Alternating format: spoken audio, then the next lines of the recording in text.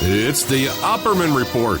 Join digital forensic investigator and PI Ed Opperman for an in-depth discussion of conspiracy theories, strategy of New World Order resistance, high-profile court cases in the news, and interviews with expert guests and authors on these topics and more. It's the Opperman Report. And now, here is investigator Ed Opperman. Welcome to the Opperman Report. I am your host, private investigator Ed Opperman, and this show is brought to you by Audible.com. You go to audibletrial.com/Opperman Report. You sign up for free. It's free to sign up, and then you get yourself a free audio book. And I think the whole first month, I think you can get a whole bunch of books for free, as many as you want. This is one of our shows that we're doing for the members section. It's pre-recorded. And what we're going to do is we're going to put this in the members section for members only. And then about a month later, month and a half, we'll put it in rotation on all the stations. It'll be on late night in the Midlands on Tuesday afternoons. It'll be on FPRN radio Monday to Friday, 10 a.m. On FPRN radio. It'll be on Para X radio Saturday night, 7 p.m. Pacific time, which is CBS radio. Then we'll have it on a Blog Talk Radio on Penny Entertainment. They play us on Sunday mornings at 10 a.m. And let's see, it'll also be available on Spreaker, iHeartRadio, TuneIn, and Stitcher, and also MyStream Radio, which is a brand new one that we just hooked up with. And also, too, we got a couple of stations we're picking up. I'm sure by the time that we play this, play it in rotation, you'll be hearing us on some additional stations that we're picking up all the time. Now, today, we have with us a British journalist named Christine Joanna Hart. And one of the topics, she had a fascinating story, this woman here. We're going to let her describe herself, but she was brought up in an orphanage where she was abused, and then came out of there and kind of went to work for the intelligence services in the UK and wound up with the IRA, and then wound up behind the scenes in the UK cell phone hacking scandal that went on with Rupert Murdoch and the. So fascinating stuff. She also wrote a book called, the first book was Searching for Daddy, about her experience in the orphanage and searching for her father, I suppose. And also, too, another one about the serial killers, Kenneth Bianchi and his buddy. We got to look into that, too, as well. So, Christine, are you there? Yes, I am. Hi, Ed. How are you? I'm pretty good. I've been better, but I'm okay. We'll get through this.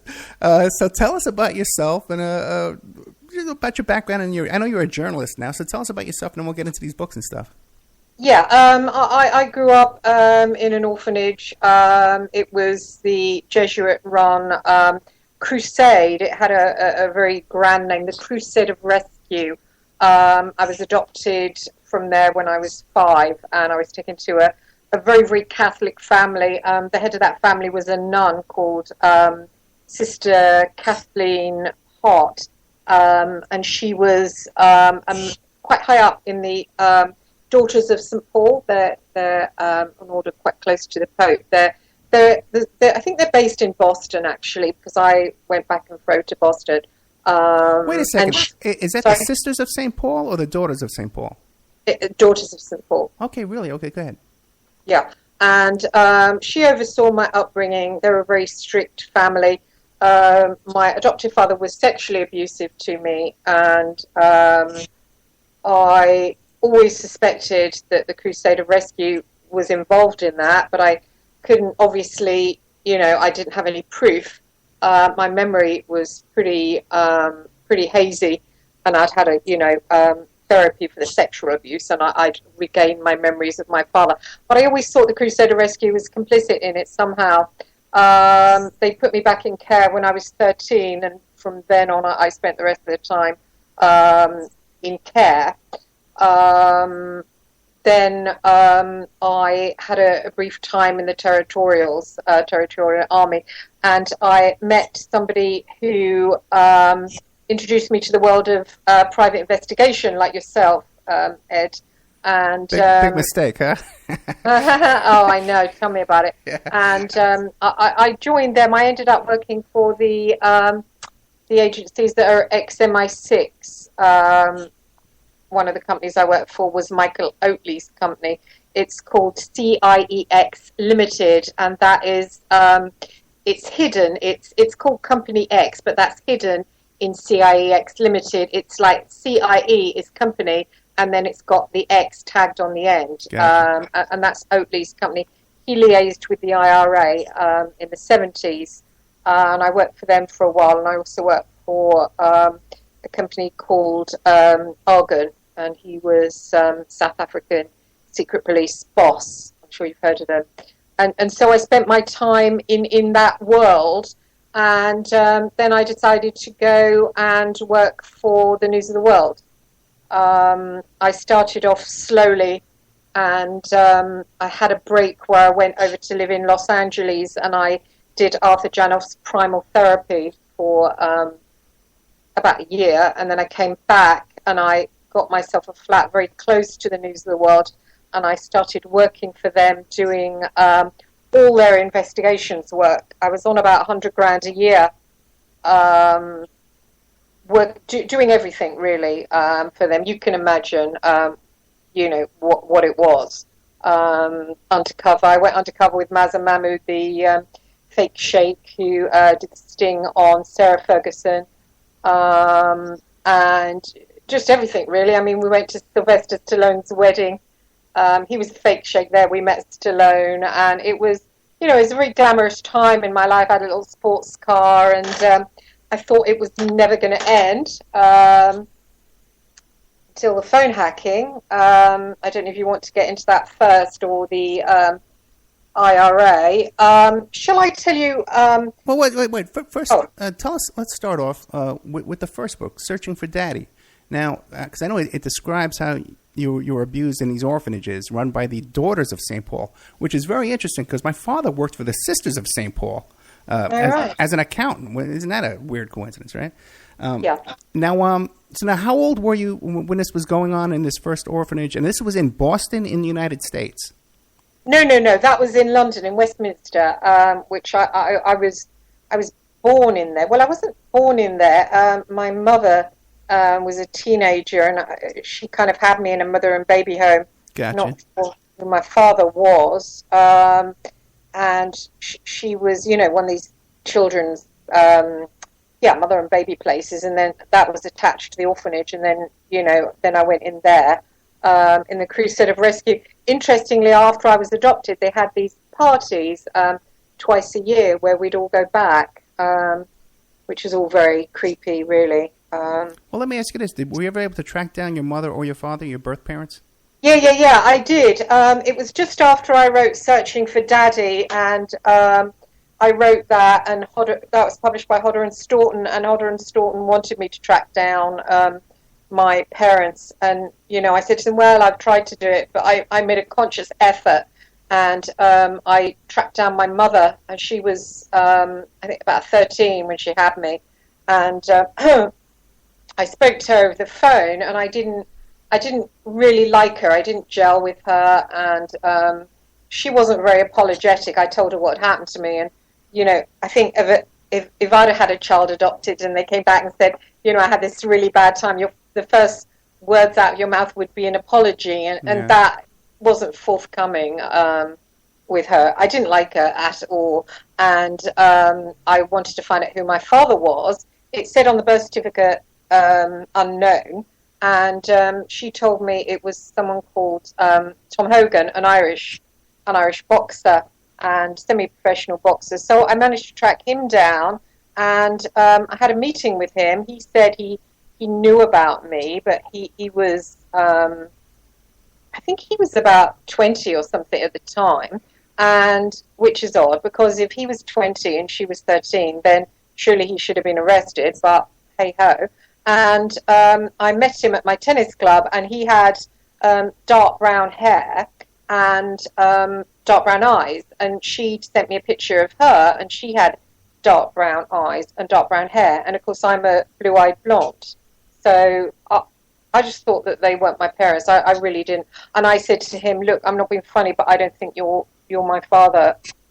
And he said to me, oh, well, why are you concerned with hair colouring? And I said, because I've investigated it, and, I am a private investigator, and it doesn't stack up. brown and brown can't produce a blue. And, I don't really know what went on there, but there we are. Now you're saying that your mom, she was 13 when she had, now she actually went to live in this home while she was pregnant to give birth to you and then give you up? That's right, yeah. And it was organized by the Catholic religion. She told me a priest organized it. So it's all very kind of, I don't know, weird, isn't it? Yeah. Now, did she discuss with you any other abuse that she might have gone through or any kind of... No, she didn't, no. Okay. And do you know what she's doing now? What does she do now? She works for the council doing something or other. I was, she kept saying to me, oh, do you want to get your own back on me? Oh, are you going to take revenge? And I'm like, well, no, that hasn't actually occurred to me. And she kept saying it. And quite frankly, I felt it was an insult to me, and I just thought, well, why do I have to hear this of somebody? And I didn't bother speaking to her then after that. So, yeah. Gotcha. And the boxer, what does he do for a living now? Oh, he died. Okay. He got cancer, and he died. And interestingly, his brother told me he's dying of cancer, and then he said, oh, actually, it was a week later, he said, oh, he's dead. So I said, well, can I come to the funeral? And he said, well, his daughter doesn't want you to. So I emailed his daughter on Facebook, and she said, well, you're a bastard, and nobody wants you around. So that was nice. That's unusual as well, okay. Because a lot of times, especially a half-sister would want to check things out. But okay.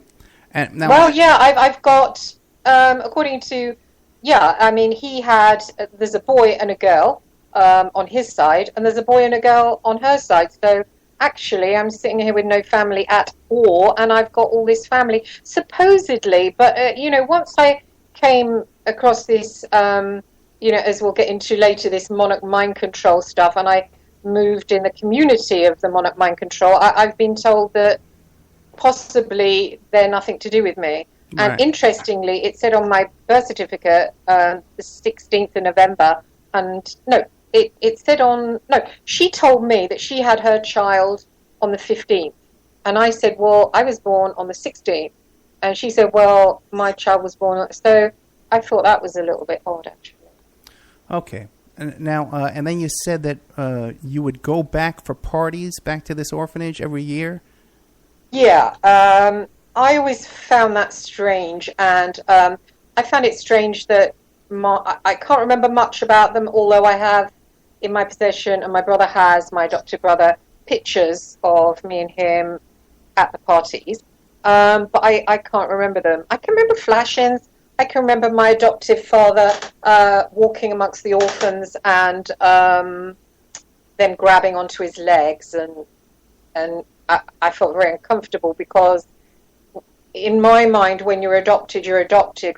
Why would you go back to the orphanage twice a year? It seemed to me to be quite sick somehow, even, as a child I found it, I think, a bit, ooh. And I was always told to concentrate on the ice cream and jelly. It was like a chant. Think about the ice cream and jelly. And I remember thinking, well, I don't actually want to think about ice cream and jelly. But that was what we were told. Okay, very. And now you said that when you came out of there, you went to the territories. Is that like the military? No, I just did it as a hobby, really. Territorial Army is a kind of a... That was a hobby, but that was where I met... a lot of ex-army guys, and I dated an ex-army guy, and they were forming a detective agency, and they were looking for girls, like to go undercover and that kind of stuff. But I've never heard that expression, Territorial Army? What is that? What is that exactly? Oh, it's a part-time thing. It's a little bit. It's like, it's not the actual army. It's like a part-time where you go along and you can train, but you're not in the army. It's like the National Guard we have here. Possibly, I don't know. The National Guard is like it's like a state army where you go in on. They call them weekend warriors. They go on the weekends and they live at home and they go for training every now and then. But if there's a big thing, they can call them up and sometimes send them overseas even to fight. Or if there's like a flood here, they can call them into action and they have to go. But you get a good paycheck for it. You get like $1,000 a month. That's not a bad deal. It's that kind of thing? Yes, that kind of thing, but it's voluntary. You don't get paid. Oh, really? Okay, no, this you get paid here, yeah. Yeah, in America, we don't do anything for free. Well, that's right. we're capitalists, yeah. Oh, my God. Okay, so then, and then that was like your first job was being a No. Well, no, not really. My first job was, the first job where you get paid was as a private detective. Right. Yeah. Pretty. You know what? I think myself too as well. No, I had like a couple of really quick jobs. I did like in a laundry and stuff like that. But my first real job was PI work. Yeah. Okay, very interesting. So then, and that's where you started hooking up with all these PIs and stuff like that. And then what came next? Well, then came the News of the World. I mean, I was no. Actually, there's something happened between that. When I was at my adoptive home, I found a book on Ian Brady, the Moors murderer, and it's a book called Beyond Belief, and it portrays Brady in a very interesting way. It sort of brings in the supernatural, and it's like, the Marquis de Sade was watching from a distance and rode off on his horse, and it kind of captured my imagination, and I was interested in this sort of dark figure, and I wrote to Ian Brady at his prison, and of course the letters didn't get through. And then when I went into care from when I was 13 to 18, and then oddly enough, my adoptive family had me back, and I lived with them. No, wait a second. You were removed from your adopted family because of the molestation. No, they chucked me out, actually. They chucked you out, okay. And then you went into care, which I guess we would call here foster care. No, it was a children's home. Like a children's home, okay. And what about in the children's home? Any kind of activity going on there? Any kind of abuse or anything there? Oh, God, no. All the boys were abused, Really? Okay. which was quite horrid. And but the girls weren't touched. Strange. I thought it was strange. I remember I was quite a strong figure there. And I remember one of the boys telling me he'd been abused by a social worker, and the social worker was in our home that night, and I got all the boys together and we went down there and we said, right, let's, give him what for. It's sad because a lot of the boys became suicidal, and, they thought that they were gay, and, their sexuality was confused. It was pretty bad, actually. So in this youth home type of situation, there was widespread homosexual abuse of the boys. Yeah. Okay, but not the girls. The girls weren't touched. It was odd, isn't it? That is odd. Yeah, but when you start looking at this stuff, that's what comes up. So then you're around 18 years old, and you start writing to this guy, this Ian Brady. Yeah. And is that when you wrote the book In for the Kill: A True Story of Hunting Evil? No. That came much later. I wrote to Brady, and then I had a weird, just to stick on the timeline, Ed, I had a strange experience. I was back then, how old was I? 22, and I was doing private investigation work, and Brady the Moors killer invited me to come and see him, which was all very odd. Wait, now, did he invite you because he remembered the letter you sent him, or just out of the blue?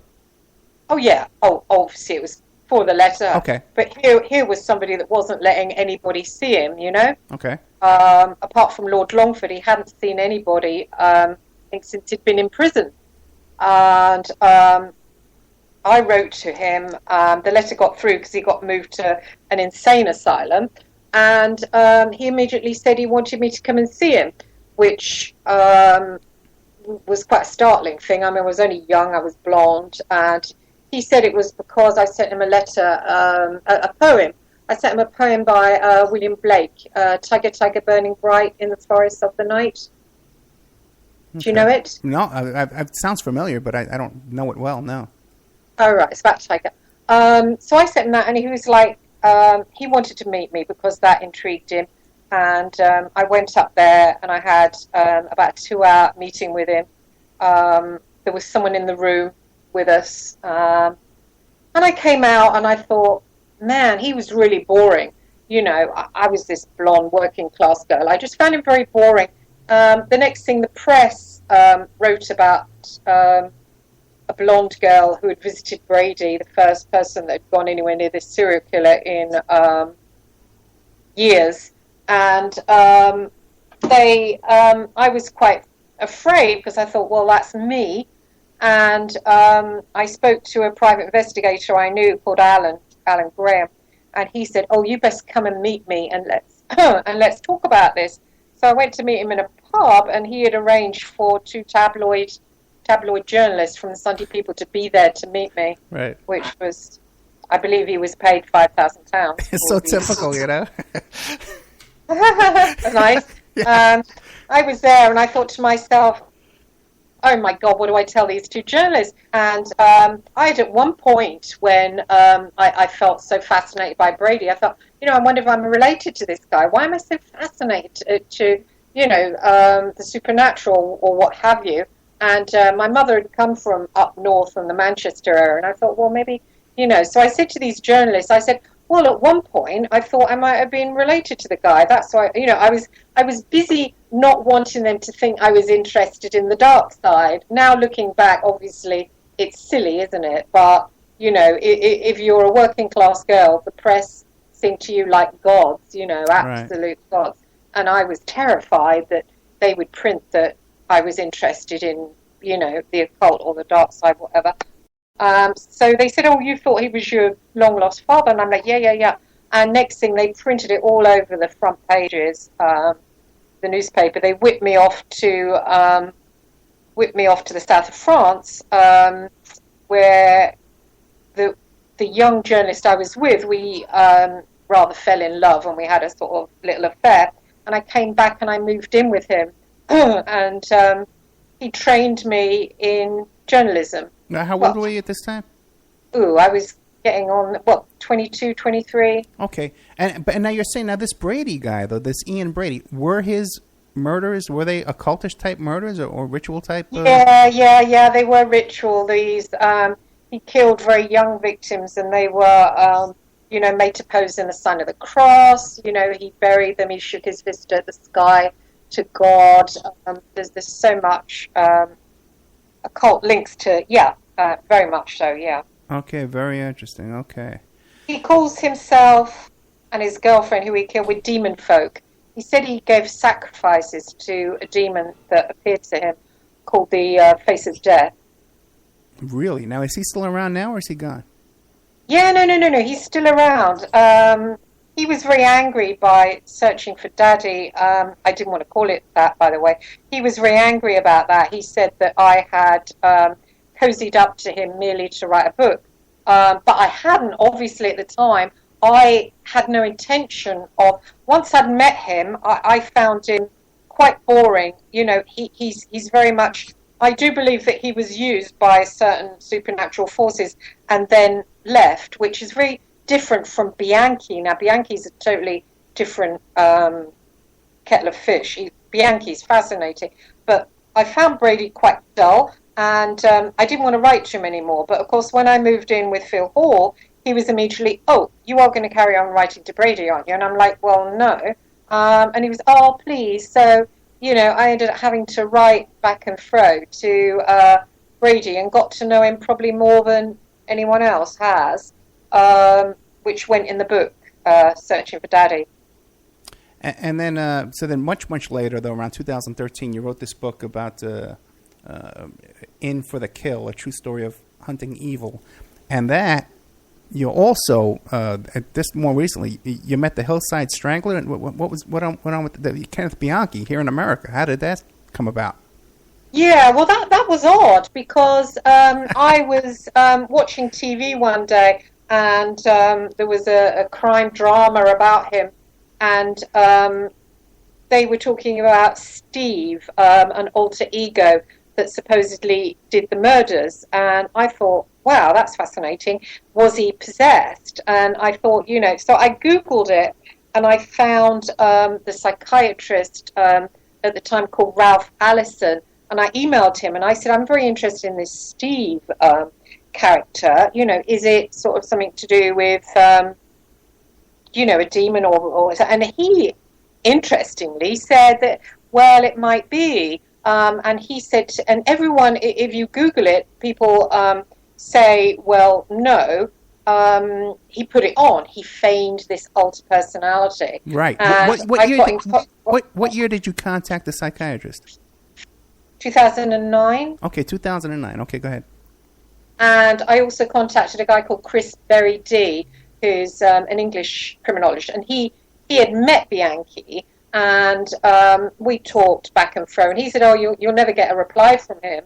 He said he wrote for a while. He met him, but only was allowed to meet him for 5 minutes, because Bianchi's so, shut down, he won't speak to anybody. Okay. And I sent a letter, didn't hear back, and meanwhile, I was talking to Ralph Allison, and Ralph Allison sent me his medical file, all his medical records, which I suppose is a bit odd for him to do, but I'm like, thank you very much. And so I looked through them, and it's fascinating. It's stuff that hasn't actually come out yet, and it's all, it didn't come out at the time, which is interesting. It's all the transcripts of Steve talking. Now, this character, Steve, is absolutely fascinating. And then you go to read what Bianchi said, and Bianchi's quite dull and boring, but the Steve character is absolutely fascinating. I mean, it sends chills up your spine. The way he communicates is totally different to Bianchi. And so what I did, I then wrote to Bianchi again. Wait, one second, but you have written transcripts of this or recordings? Transcripts. Okay, go ahead. Yeah, you can see them if you like. I'll send them over. Oh, I would love to see them. Yeah, we'll put them up in the member section. Maybe we'll talk about that later. But go ahead. This is fascinating. Go ahead. Yeah, it is quite interesting. I found it interesting. And so I wrote to Bianchi again, and I said, listen, I know you don't reply to people, blah, blah, blah, but I've got this thing from Ralph Allison, and, I want to talk to you about Steve. And I mentioned that I knew Chris Berry D, and couldn't believe it. A week later, I got a response from him. Unbelievable. And I replied back, and next thing he said, oh, come and see me. So I'm like, oh, great. And I thought, I looked into the fares, and it's £800 to travel over to Washington. So I thought, well, I'm going to get a newspaper to pay my way. And the date he'd given me to come and see him was Valentine's Day, unbelievably. So I wrote a piece called Valentine's Day with the Hillside Strangler, and I was trying to get it out. And interestingly, Nick Davies, who works for The Guardian, he was all over me at that point for the phone hacking to find out what's gone on. And I wouldn't speak to him. And I said to him, I tell you what, I said, you get this piece in the paper, you get me $2,000 to go and see Bianchi, and I'll talk to you. So he came back to me, he said, the Guardian will take it.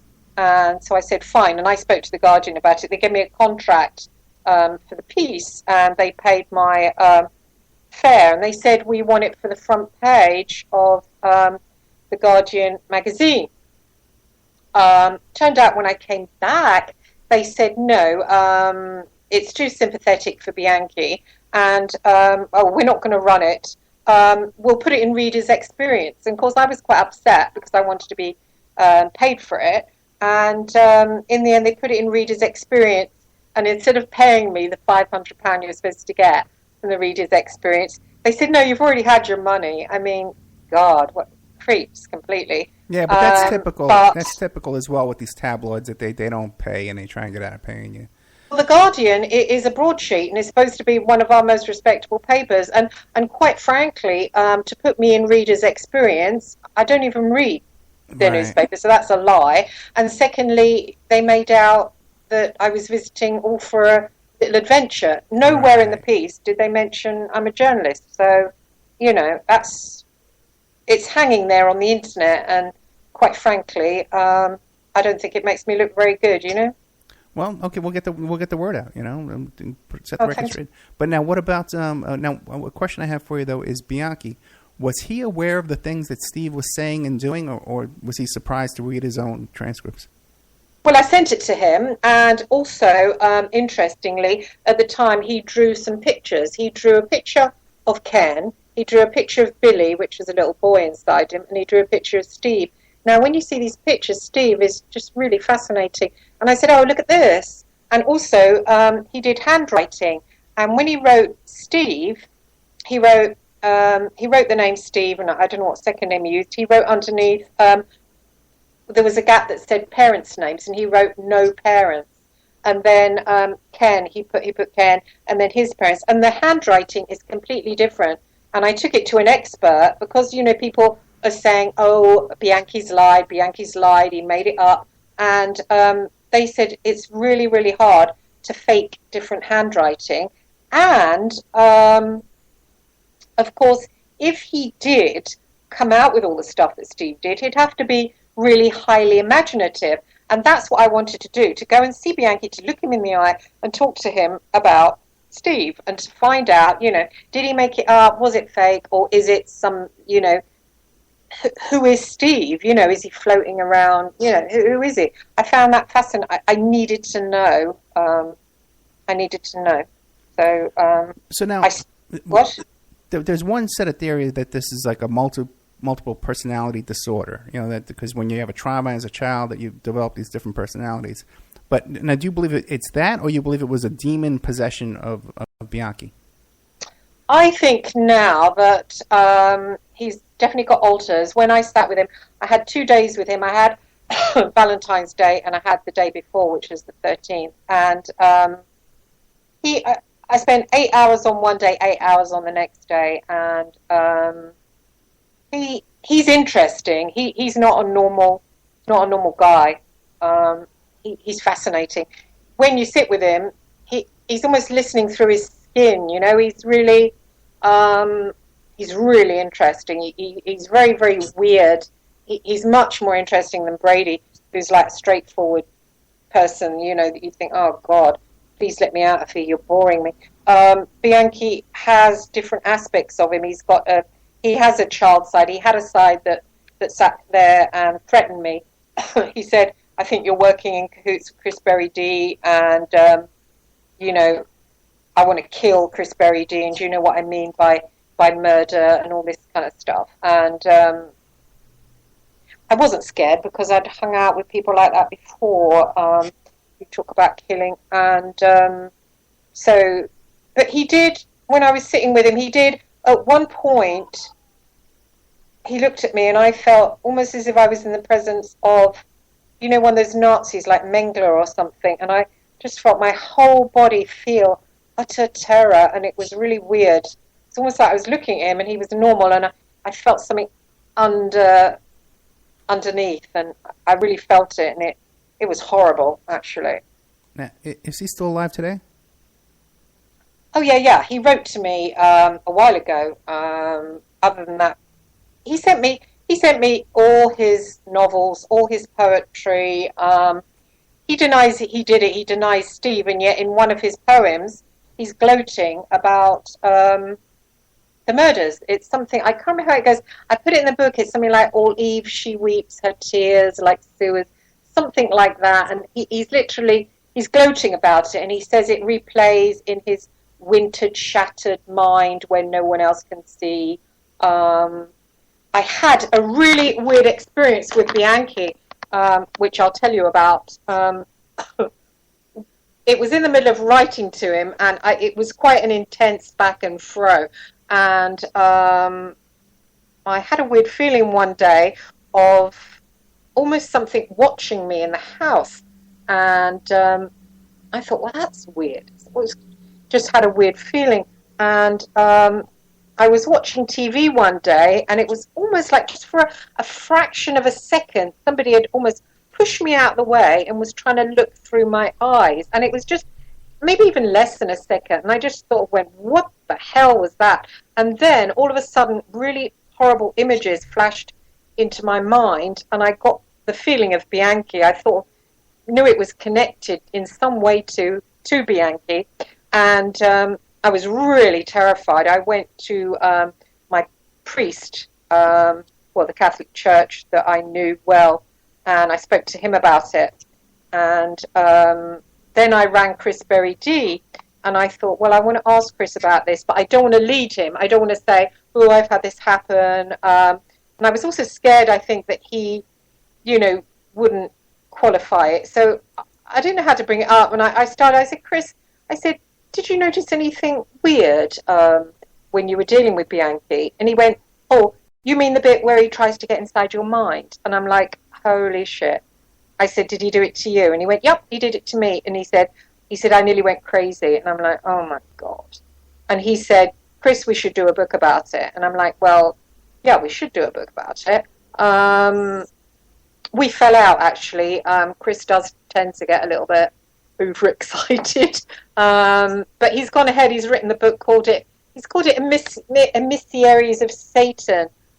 He's quoted me a lot in it, but he hasn't written, I don't think that he's written about what happened to both of us. And I think that is quite interesting, about, what went on. If Bianchi is one of these people that have had monarch mind control, I suppose he would have different alters, and the alter that did the murders would have the demonic attached to it. So he would have this power to remote view, to, if somebody didn't like him, he could kind of, haunt them, whatever.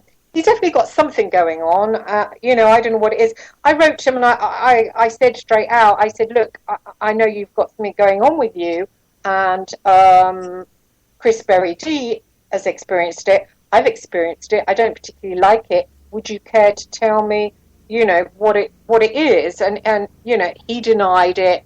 When I was face to face with him, I said, you're into the occult, aren't you? He's got this Satan's own tattoo on his arm. Oh, really? I said, well, huh? I said, oh, really? Satan's own, it says? Yeah. Oh, really? I made him roll his sleeve up and had a look at it. And I said, I said, you're a Satanist then, aren't you? And he's like, no, it's just a joke. And, oh, really? And I said to him, I think you're probably into the occult. And he, oh, no, I don't like anything like Satanism. Anyway, all the short stories that he sent me are occult stories. Unbelievable. And they're all about... Did you publish any of those stories in your book? No, I couldn't. I wanted to quote them. I wanted to quote his letters, which, I have got a wardrobe with a box in it, which is full of his letters. I've got so much material from him. It's unreal. The publisher wouldn't let me put not one word of his in the book. Not one word. Why not? Mad, really. Why not? Oh, he might sue us. We don't want him to sue us. That would be horrid, wouldn't it? But wait a second, because you told me earlier that his doctor had sent you his medical records. Now if he was going to sue you, wouldn't he be suing you over that? That's all kinds of HIPAA violations and Privacy Act violations. How was his doctor able to get away with sending that to you? No, well, nobody knows about it, actually. Okay, we won't mention it again. Until now, Ed, until now. Okay, all right, well, they're going to call me defendant next. Okay. Co-defendant. Let's get in trouble. Let's put this on the air. No, poor guy. I think he's very old, Ralph Ellison, now. I was quite shocked when he did it. I was like, yes. I couldn't believe it. I was so happy, Okay, so you have all this material. Great. Then hang on to that. Now, how old is Bianchi now? 60. Okay, all right, okay. He put me in touch with his mother. He put me in touch with all his relatives. I managed to get in there quite close, which was what I wanted to do, and just, basically find out about Steve. I do think he's a multiple. I do, and he covers it up. I think when he got caught, I think he wanted to tell, and I think he feigned a multiple, but he has got one. But I think with him, he can't control it, and I think he feigned it. So that's why you see these videos with him feigning. You also see him saying it's called Steve Walker, and of course Steve Walker was a guy, he nicked his credentials. That doesn't mean that he's not a multiple or hasn't got alters. I think he's got co-consciousness with his alters. I think that he he knew what he was doing when he was killing, and I think he enjoyed it. He enjoyed the demonic. He enjoyed that he had another side of him that could play the nice guy, and he does that now. He puts the nice side forward. Okay. But I did see that other side when I met him. He wanted to show me that other side, I think. Couple of questions for you. Okay, now you met his mother, you met his family. When you talked to them, was there any signs with any kind of generational type of abuse or ritual activity or anything like that?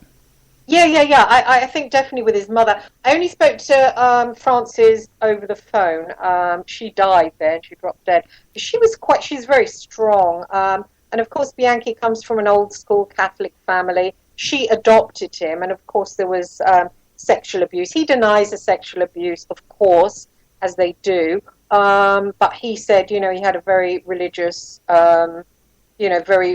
strict upbringing. But Chris Berry-D and we both concur on the fact that Bianchi was the leader in the Hillside Stranglings, definitely. Now, they make out in the books that have been written about him that he was just the one that went along with the whole thing. But you only have to meet Bianchi, and it's not that, he's been in prison, of course he's going to be a hard man. It's not that. He's got this demonic air about him that you just know that he was the leader. And, it makes sense when you see the trial. Angelo was kind of quite quiet and he didn't say anything. And then he's confessed in the transcript as Steve that he led his cousin into it. He lured him in, and he boasts it was easy to lure him in. It's this demonic altar that he's got that I don't know how he got like that. Did they fiddle with him? Well, then let me ask you this. Now back to the sexual abuse of Bianchi. How did that occur? Who was doing it? Well, they say his mother did it, don't they? They say his mother took him to hospitals, and she fiddled with him, and in his medical records as well, it's got always fiddling with him, and he can't pee properly, and fiddle, that kind of thing. Interestingly, when I sat with Bianchi, he's got one eye. One eye was looking at me almost as if he was like attracted to me. The way men have a glint in their eye sometimes when they're looking at you. I get that look all the time, yeah. When they're flirting, one eye was looking at me in that way, and the other eye was dead. And I thought that was quite odd because I was looking from one to the other thinking, what the hell is going on there? That's interesting. And then I was reading in a David Icke book recently, he mentioned the monarch mind control, and he's done a picture of someone with a butterfly over their mouth, and the eyes he's done just like Bianchi's eyes. One of them was alive and the other was dead. I found that quite curious. I said to him, do you know your eyes are different? One is dark and the other's... And he went, no, they're not. And I thought, sorry, but I'm looking at them, And interestingly, they changed colour, which I've heard that Ted Bundy's changed colour, and Bianchi's changed colour, which is odd, isn't it?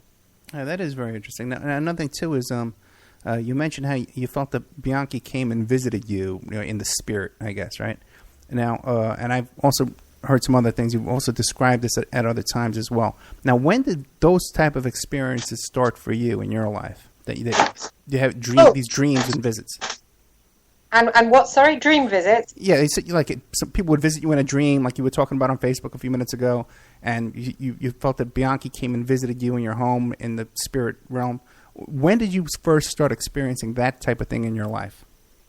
Well, it was interesting, actually. After I wrote In for the Kill, it was published, it was out there.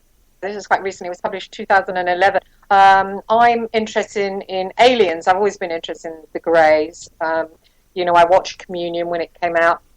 I've never been at that point, I've never been abducted or anything by them. And I've read about abductions. I always thought, God, why are those people moaning? That must be a fantastic experience. And I joined Fritz Springmeier. Have you heard of him? Sure. Yeah, I joined him on Facebook. I found he's not really known in England, but I found him on Google, and so I joined him. And I was talking about my book, In for the Kill, to him, And this woman, an American woman called Anna Hart, she said to me, "Oh, I'm going to read your book." And so she went off, and then she came back and she private messaged me, and she said, "Oh, Christine, I've read In for the Kill, and I want to tell you that you're a monarch mind control victim." And of course, I immediately thought, "Oh, okay, thanks." I thought, well, she's obviously mad, but her picture looks so stunningly beautiful, and she's American. I thought, well, I'm not going to sort of click defriend. I'll, let her carry on saying all these weird things to me. And I did Google it, and, I investigated a bit, but I thought, what a load of crap that is. I'll leave that to the Americans to believe in that. And she said, "Oh, Chris, why not join a recovery group for people that have had this done to them?" So I thought, I didn't want to offend her. So I said, yeah, join me to this group. It was called Overcomers Ministry. So I was hanging out in this group, and I began to think, well, why don't I write about this mind controls stuff, maybe do a novel or stuff like that. So I found myself thinking, well, I'm eavesdropping on these people, and I felt a little bit guilty about it. Anyway, one time she mentioned Colonel Aquino, and I thought, wow, what a name, Aquino, and a colonel. Oh, and he's, a mind control person. I thought, surely that's not true. It just sounded straight out of a comic book. So I Googled him, and I found, just bits and pieces. I read, and I thought, well, it's not very interesting after all. I didn't have time, but I thought, well, I made a note of him, and I'll do it later. Meanwhile, when I was on this thread, I got talking to another girl called Louise Clark, and Louise Clark said something about having memories of my sexual abuse, and I said, well, interestingly enough, I've tried to have hypnosis to get my memories of the Crusade of Rescue, and I can't really, although I remember my father sexually abusing me, I know there's more, and I can't get to a lot of my memories, and I've had hypnosis. And she said, well, what happened? And I said, there's a block. And she said, oh, what kind of block? And I said, it's actually a block. And she said, well, what does it look like? And I said, it's a screen, like a screen made of wood. And she said, is there anything on it? And I said, yeah, Donald Duck, a cartoon. And she said, oh, it's classic, that's cartoon programming. Well, let me interrupt you for a second, because what I actually wanted to get to was, because you mentioned having this experience with Bianchi. Now, was that the first time you ever had that type of visitation was with Bianchi? No, I did have it around Brady as well.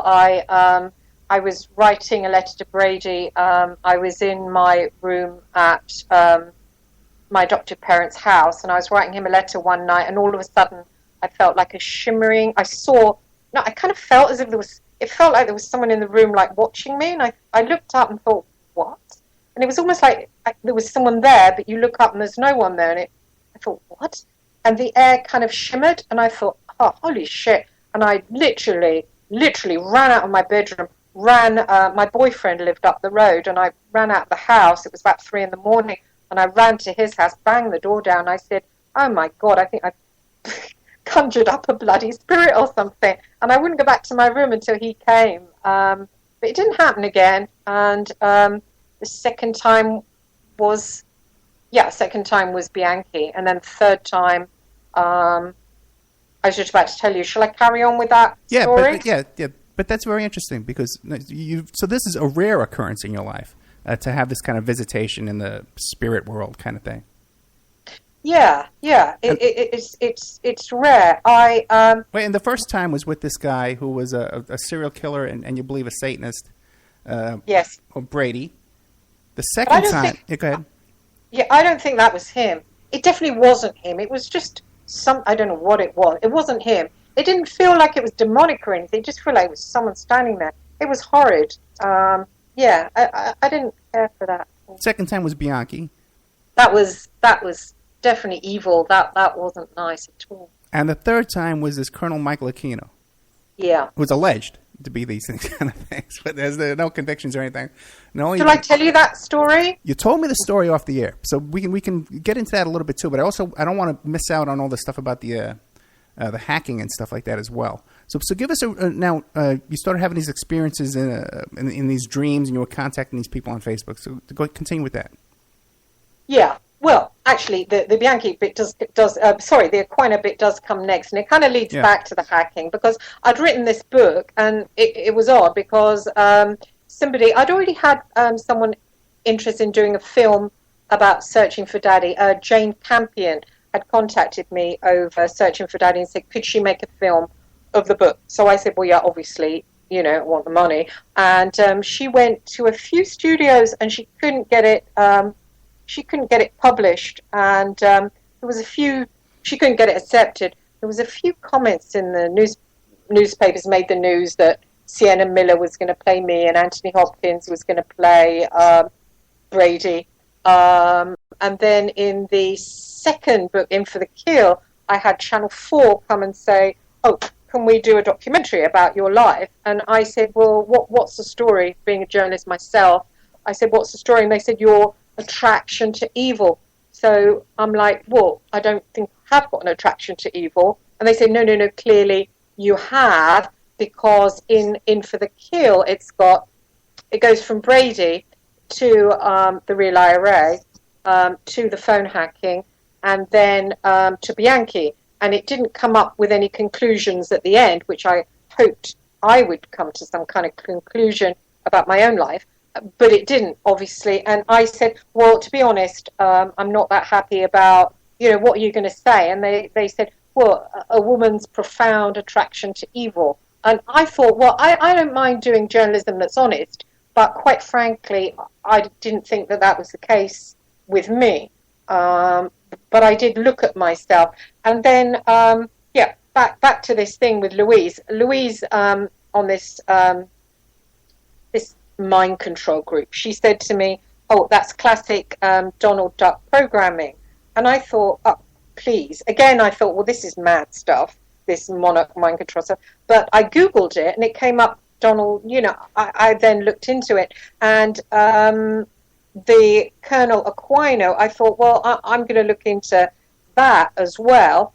And Louise said to me to get different exercise books and try and talk to different parts of me. And so I brought these little diaries, and she said, buy some felt tips and try and work out, have you got different parts to yourself? And I worked out I did actually have different parts. Not that I'm not conscious of the different parts, but I did have separate kind of parts. And one of them I could see in my mind's eye, but I couldn't reach it. And I said to Louise, I can see it's almost like I can see a girl, and I can't reach her, and she's like almost like frozen almost, but I can't reach her. So she said, keep trying to talk to her. And it was one night I had this weird experience. I made a diary for her, and I tried to write something in it. It's like an exercise. You try and put yourself into them heads and try and write as them. And I picked up the diary I had allotted for this frozen part of me, and I wrote in it Project Aquino. And I thought, well, that's odd, isn't it? And I was trying to find out, did this Colonel Aquino ever go to my Jesuit-run orphanage, Crusade of Rescue? I know he was in London, and I sent him an email. And I said, I'm a journalist. I'm trying to find out, were you in London? I perhaps wasn't honest. I should have said, oh, I'm trying to find out, did you interfere with me as a kid? But I didn't say that. And I kept it very, very professional, And one night I'd just spoken to Louise, and I said, do you know what? I still can't talk to this part of me, and it's quite unusual. I can see it in my mind's eye, and I find it quite interesting. And she said, just lay on the bed and think about it. So I laid on the bed, and I was trying to think about it, and all of a sudden I saw this like giant rabbit in my mind's eye, but it seemed like really, really, really real, and it was horrible because I don't really like animals that much. I like dogs, but not rabbits. And I just thought, oh God! And I'd had a dream about rabbits before when Nick Davis from The Guardian had wanted me to cough about phone hacking, and I had a dream about rabbits crawling all over me. I really don't like white rabbits. and this rabbit shot off, and this part of me, that frozen part, shot off after it. And next thing, I found myself falling down like a hole. I suppose it was a rabbit hole. I didn't think at the time, and I sort of landed on the bottom. And then I had that. I had this weird interchange with what I believe was Aquino, but I'd seen pictures of him on the net. He asked me, a few questions. Then I emailed him again, and I told him about the experience. And this time I said, "Oh, hi, Michael." I made it very, unprofessional. I said, "Hi, Michael. I do believe you gave me the first part of an interview with you in the shape of a white rabbit. Thanks very much for that. But can we meet in the normal way or talk over email? And, best wishes, Chris." Anyway, he came back to me and he said, "Oh, I'm going to have to get Grace to change the lyrics to the song." And he sent me a link, and I clicked on the link, and it sent me through to the Alice in Wonderland. Jefferson something? Yeah, Jefferson Starship, Grace Lake. Yes. Singing White Rabbit, yeah? Yeah. Yeah. He sent me that, and then, there went an interchange between me and Michael. We got to know each other over the email, and I did have another interchange with him. Again, it was kind of like in dream life, and then I did 2 interviews with 2 American journalists, Lorian Fenton and Douglas Dietrich, who worked with Aquino, and I started to have really weird stuff happen to me. Really weird stuff. I found myself yanked out of my body. Just literally, I was laying on the bed and just pulled out of my body. And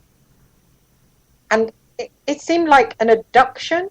It was really freaky, and this went on for about 4 days around the time when I spoke to Lorian Fenton about Aquino, and it was awful. I had to go and see someone, a sort of someone who knew about spirituality, and I said, I can't go to sleep anymore. When I put my head down, I get dragged out of my body to this particular place. Yeah. And I was seeing all these visions of China dolls, and the China dolls would open their eyes, and instead of dead eyes, their eyes would be alive. Oh, it was really, and I had dreams about my face going on fire. It was just really nasty stuff. I can't tell you how horrible it was. And then what I did, Ed, I took In for the Kill, and I rewrote it, and I rewrote it adding in Monarch Mind Control as if it happened to me. I had to make it a novel because I can't remember my orphanage. I can't remember the Jesuit priest that ran it. He was called Philip Harvey.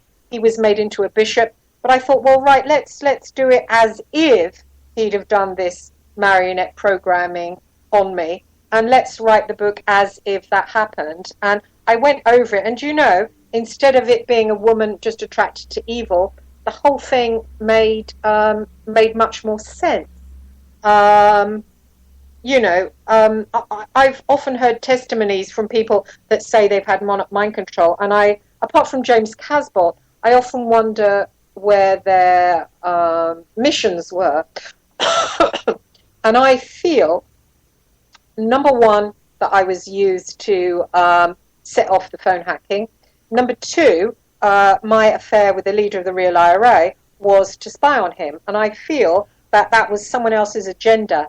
Now when I look back after, instead of being in the dark after meeting Anna and these other Americans that have illuminated me to this, I can see that there's a pattern. Interestingly enough, I found it very hard to come to terms with the phone hacking because I was the one that started it and I was the one that finished it, yet I haven't... I was supposedly going to be called... Wait. Let me ask this. What came first, the IRA or the phone hacking? The IRA came first. Well, then let me ask you this. Now, what? I hear you describe it as the real IRA. I've never heard that description before. I think I even Googled it the last time I talked to you. Here in America, we've only heard of the Irish Republican Army or the new... I've never heard the expression the real IRA. What is that? Well, I'm sure there's a few people listening that are going, "Oh, Ed, that's terrible." Sorry. That's okay. They're the Omar bombers. Do you remember the Omar bomb? No. Oh, gosh. What happened, the Provisional IRA did a deal with the British government to say that they were going to lay down their arms and basically, pal up with the Jerry Adams, Martin McGuinness, to pal up with the English. What happened, their weapons boys, and they had an IRA general called Michael McKevitt. Now, he came from South Armagh, which is the hard core of the Provisional IRA, okay? And what happened, they had a meeting in Donegal in a place called Gweedore where they decided to sign the Good Friday Agreement. Now, Michael McKevitt walked out and he said, "No way, I'm going to carry on fighting the war." And all his boys from South Armagh, which is in effect the IRA, they walked away. And what happened? The press, as they were coming out, they said, "Oh, what's happened?" And they said, "Well, the IRA have given up their arms. They've gone in with the English." And one of them said, "Well, they're not the IRA. We're the IRA. We're the real IRA." Okay. So after that, the media nicknamed them the real IRA. RIRA, as they're called, RIRA, and Provisional IRA is called PIRA. And now, what year was this? What year did this take place? Oh, golly, when was that? I think that was 1998. Yeah, 1998. And how old were you? Oh, gosh. If I tell you that, you'll work out how old I am now. No one cares. I was 30-something. 30? Something. Okay. Yeah. Okay. Yeah. Late 30s, let's say. No, not late 30s. I'll tease it. Go ahead. Okay. Bloody early 30s. And, so what happened? The Real IRA blew up the town of Omagh and they killed 30 civilians, including women and children, in just a complete bloodbath. Horrible, really bad. But then they kept on going, actually. Then they started to bomb us. They did the Ealing bomb. They tried to bomb the BBC. And that was the time when all of a sudden, I'd had no interest in the IRA. All of a sudden, I felt this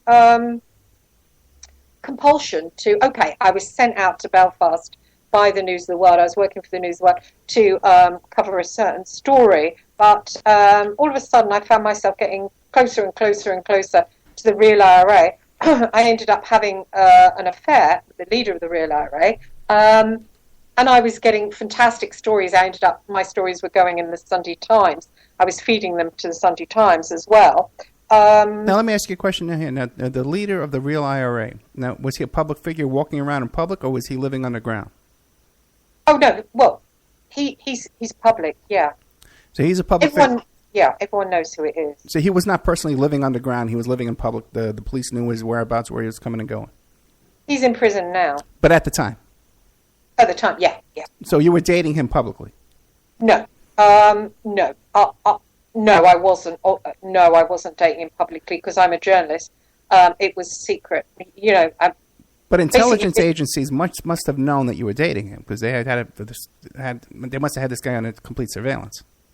Yeah, I think I was told at the time my Real IRA stories were like bang on the button, but because they were on the front page, I upset quite a few different people. I put there were journalists in Ireland who've been studying the IRA for ages, and all of a sudden there's this little group who have split off, and the only person they'll speak to is this British blonde. Everyone was quite unhappy with me. It was like, who the hell are you? And how come you're getting stories? What? Then you must have been under surveillance as well. I would say I was under surveillance. There was a guy called John Ross, and he worked for the News of the World. He was flying squad, and he rang me up one day and he went, he was a bit of a character, and he said, "Oh, hi Chris," he said, "I just want to tell you that your apartment is wired for sound, and you're under surveillance every time you leave the house. I just thought I'd let you know." And I said, "Oh, why is that?" And he said, "Oh, because you're up the arse of the real IRA, aren't you?" And there was another journalist called Peter Rose who threatened me. He said, because I was getting all this info for them, and it was going in the newspaper, and it was clear that I was, the News of the World were paying for me to fly out to South Armagh constantly. And they didn't, this guy, Peter Rose, who was a crimey there, he said to me, "Oh, I've got an MI5 guy for you to meet." And I said, "Well, I know my own people in the security service." And he goes, No. He said, "You'll do it the nice way or the nasty way." And he got the sack then for that. It made a little story in Private Eye magazine that Peter Rose didn't know how to deal with the News of the World's cloak and dagger, the way we behaved cloak and dagger. But I would say yes, I was. Obviously, I was going out there, I was hanging out in their bars in Dundalk, and it's a no-go area. So I think probably I was, but it was weird.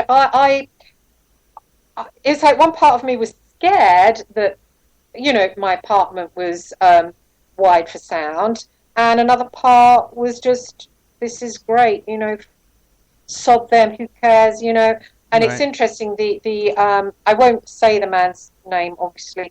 I don't want to, I've been told by the IRA to not talk on the radio, not talk on TV. Great, thanks. What? Thanks What? a lot.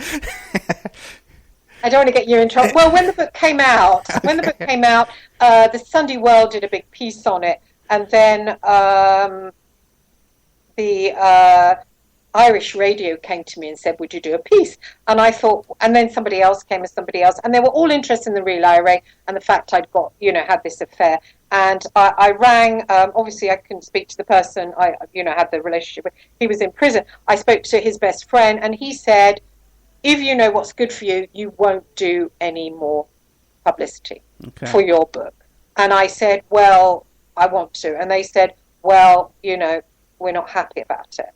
And they said, "You're behaving in a bad way."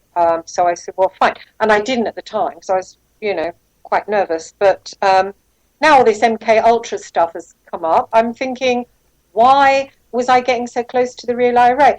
I was going into pubs in Dundalk that nobody can go in. They're complete no-go areas. And I was in and out of them. I was in this guy's house. And, basically, was I spying? Was there a part of me that was triggered to do the dirty work of the state and to spy on this man, to put him away in prison? And, I don't know anything about it, and I certainly haven't been paid for it.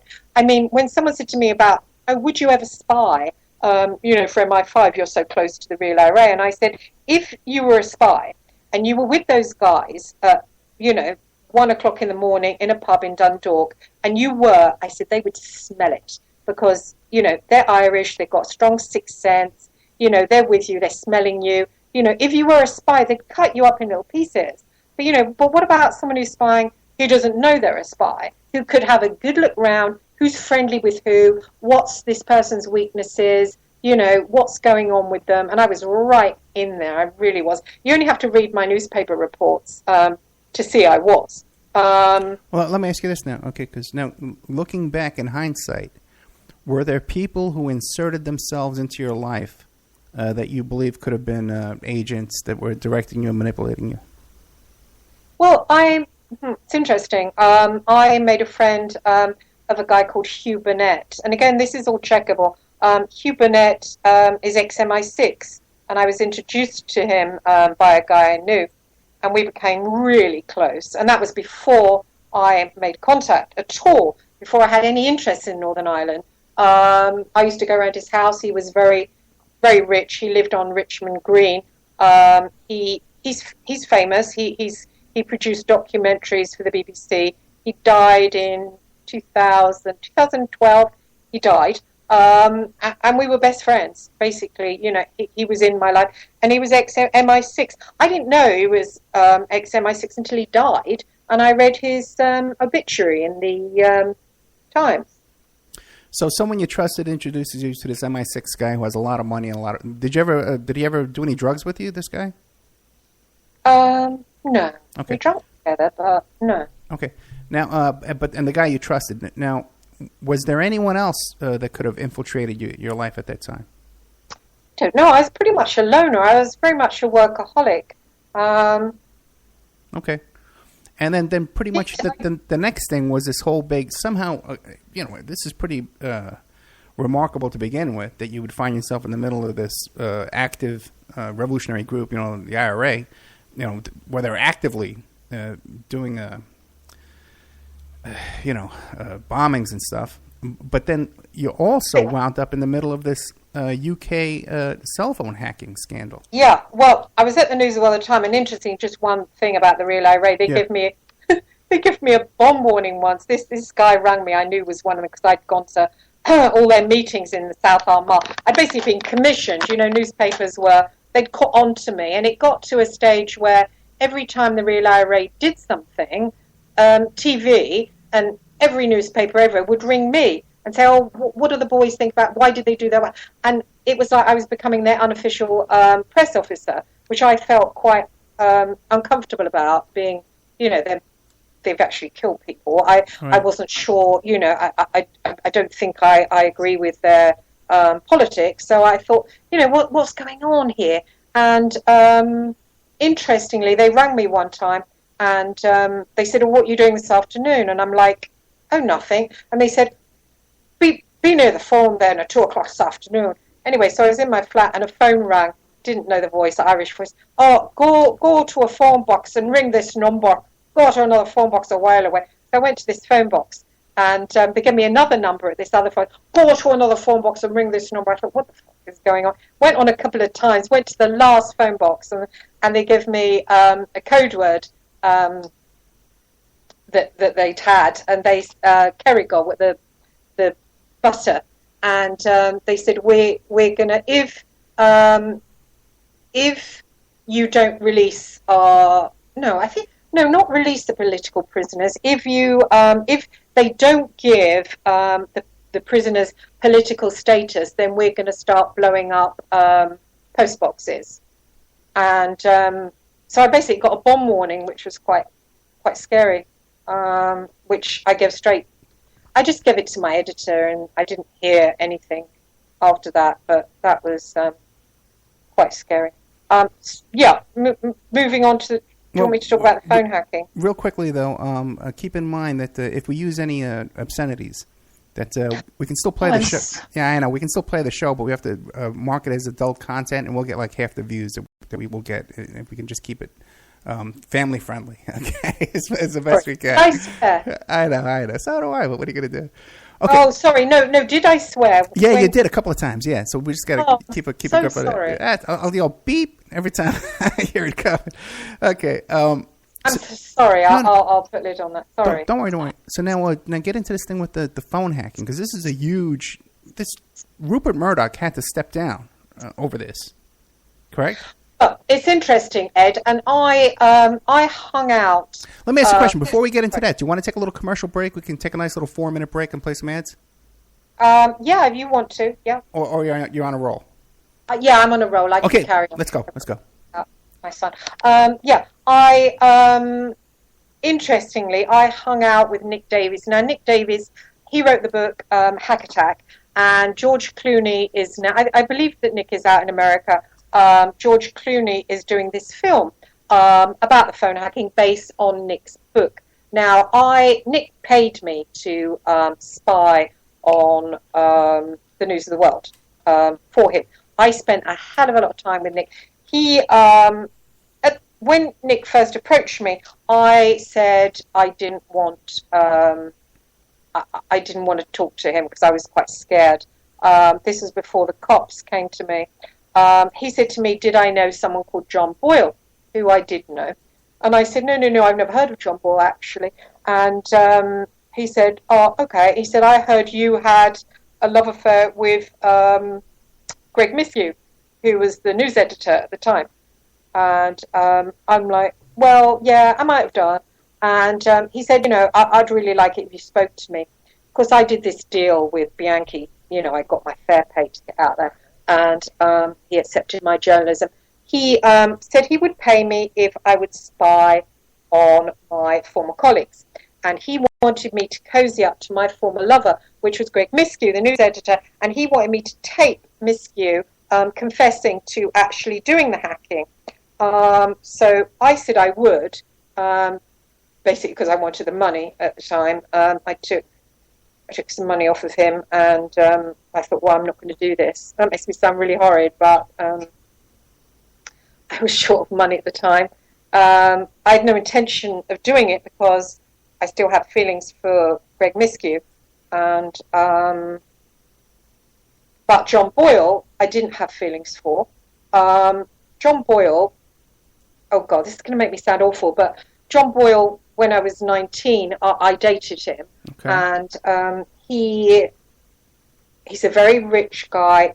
He's a bit like, I don't know if you've seen the Tom Ripley films. He's a bit like, he lives in a mansion like Tom Ripley in the movies. It's literally, I know it's about £8 million worth of property. He lives in Peasmarsh. It's gated, and, you know, he's a real big shot. I wouldn't call him a private investigator. He hangs out with MI6, and he hangs out with companies like Hacklight, who and also KCS Limited, Stuart Paul Robb, who he's an ex-MI6 heavyweight. How did you meet him at 19 years old? Well, basically, I went to work for him. I dotted around, you know, when I was a private investigator, I was a little bit, you know, blonde and sort of, I used to get bored very easily, and I went from one detective agency to another, to another, to another, to another. I just used to leave them. I just used to get very bored. And I found myself working for John. Okay, but how? Like, you just went and walked up to his agency, you sent him a letter, you knew someone who worked there. How'd you wind up in there? No, I just used to look through Yellow Pages. And, okay. I found him. Of course, I was experienced, and so he gave me a job.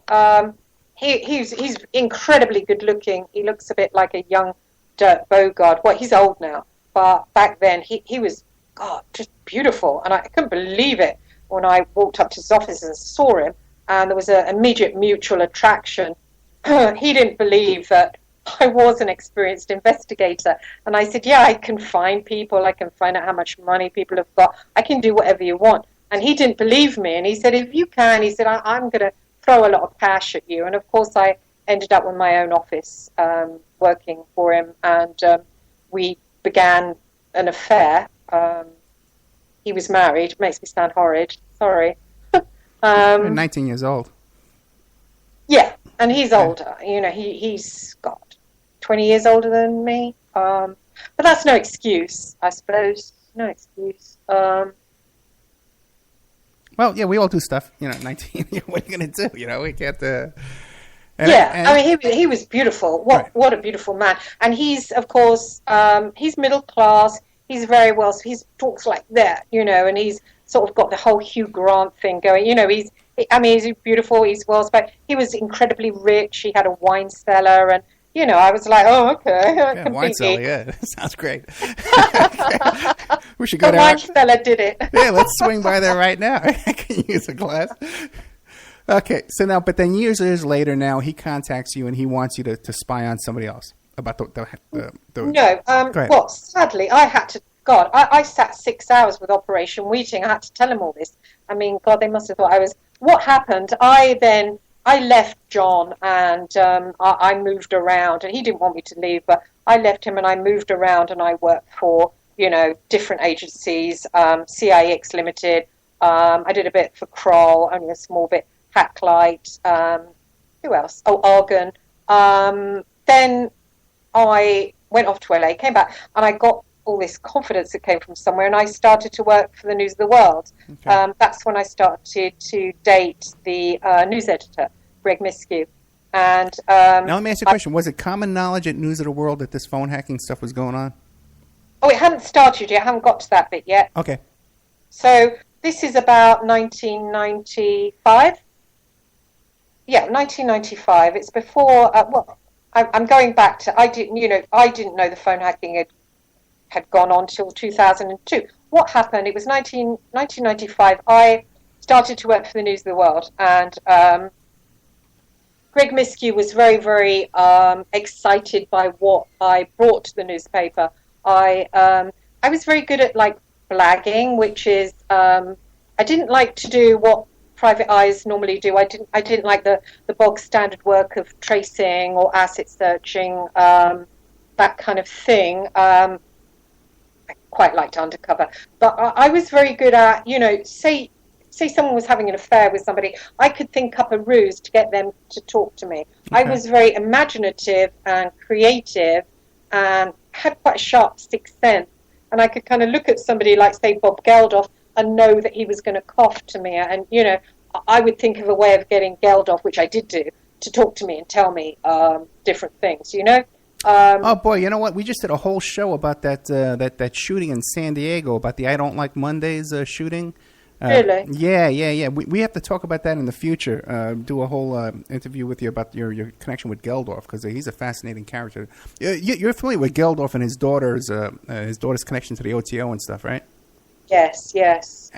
And Geldof came out of nowhere over the first school shooting in America that there ever was. I know. He's quite interesting, isn't he? Yeah. Well, what do you make of all that? And how'd you get in touch with Geldof? Oh, well, the News of the World have everybody's phone number. Gotcha. I mean, they are up the backside of absolutely everybody. It's the News of the World is a fascinating place. It's like a cult, and it's like it's layered. I hung around Fleet Street. Obviously, I had this boyfriend. Actually, interestingly, the boyfriend that I had years and years ago, who wrote the story on me and Brady, he was called Phil Hall. He, when I went to the News of the World, was the overall editor.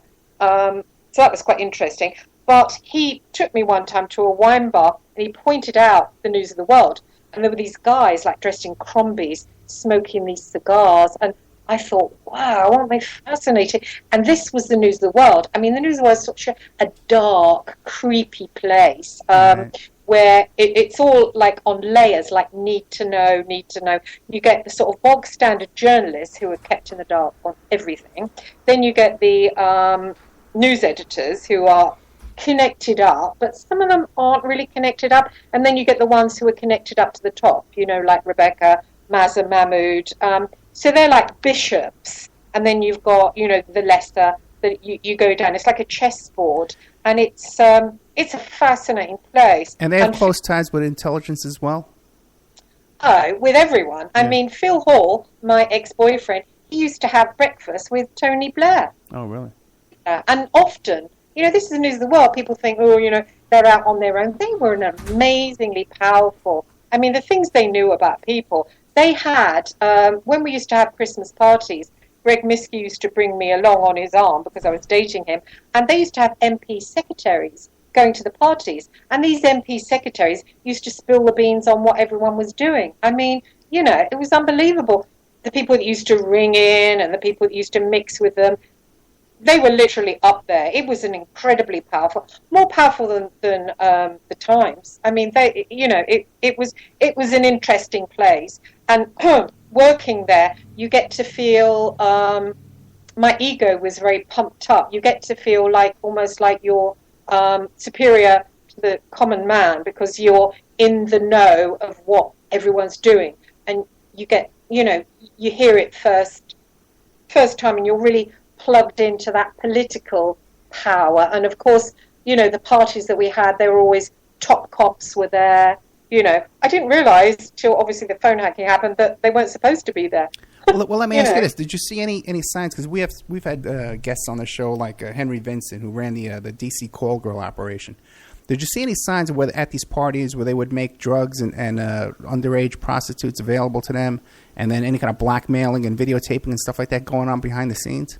Yeah, of course. We all went off to bloody lap dancing clubs, and of course there was. Are we allowed to talk about coke? Why not? Yeah, I'll talk about it. Yeah. How much? that was happening. I mean, Okay. the cops interviewed me for about 6 hours. I mean, I did, I coughed a lot. They asked me about the SAS, and, there's all this come out, the News of the World didn't use the SAS, it was all ex-SAS, but no, the News of the World decided that if they were ex-SAS, they were charging too much. So Greg Miskew, who was actually the villain of the whole piece, my ex-boyfriend, he he held a party and he said to all these ex-AS guys who ran this agency, a guy called Rab, he said, bring everyone along and bring the guys that are serving. There was always champagne flying. Let's go to a club, exclusive clubs in London.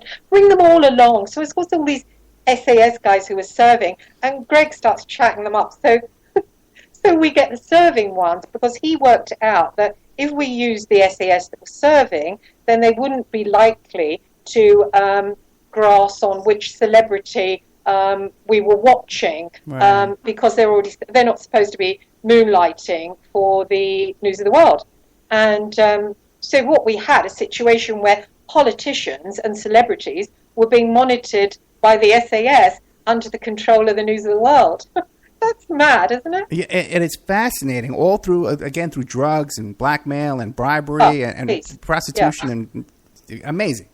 Well, you see, Ed, once they'd worked for them, then they had them by the short and curlies. Oh, you've worked for us now. Or, hang on, we've got a record here of this, so you best work for us again. Right. And literally, they used to find out as well about soap stars. There was one soap star we did, maybe I shouldn't say her name, but she had a pregnancy termination. They found out and they blackmailed her. They said, look, we're going to print this, and everyone will know that you murdered your baby, but so come forward and say that you lost it and you had a miscarriage. I couldn't believe it when I found out. I thought, no, surely they didn't actually, because another journalist told me. I said, surely not, to myself. And then, to my horror, there it was on the Sunday, on the front page, my trauma miscarriage, which they blackmailed this, little soap star into. You will know her name if I say her name because she hit it big in Hollywood. And I best not say her name. Okay, yeah, let's pass on that, yeah. Oh, they used to do terrible things. They used to find out. I remember one time, Noel, that singer from Oasis, Noel, what's his name? Oh, God, I can't remember his name.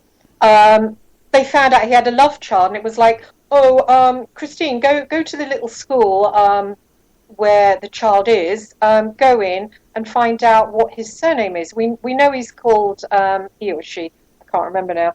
They knew the kid's first name, but not the second name. Basically, find some way to get in the school and get the lists. And they sent me to do that. And I'm sitting outside this school in Kensington thinking, well, this is impossible. And Greg rang me and he said, oh, don't worry, you're called off the job. No, he said, don't worry. He said, we've called in the SAS. Oh, wow. So I'm like, what are they going to do? Abseil through the bloody window of the school? Sorry, I've sworn.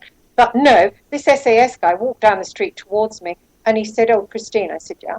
And he said, follow me. So I followed him into the school. He walked right down the corridor, walked up to the headmistress's office, barged in there, started pulling off things off the wall, grabbing things from her desk, stuffed them all under his jacket and walked out. Get out of here. Yeah, I couldn't believe it. I thought, oh, my God. Oh, my God. And they got the child's details. So they were actually hiring thugs to go in there and forcibly just take stuff. And then if they're doing that, they have to also be doing burglaries as well. Oh, they were doing burglaries. Yeah. They were doing burglaries. They hired people to do burglaries. I mean, I told the cops quite a lot of stuff. Now, was any of this followed up on when you started confessing? Absolutely nothing. And I coughed the lot as well. I coughed a lot to the cops. I then... now, when you use the expression coughed, that means that you informed. Yeah, I did inform because I was quite annoyed at that time. There was also Gotcha. threats going around as well. I told a journalist, I won't say her name, I told a journalist that I was going to speak to the cop. Well, the cops told me, can you come and see us? So I said, yeah, fine. And they said, she said to me that anybody caught talking to the cops was going to get it. And she said, seriously, seriously hurt. And I said, well, I don't think they could do anything.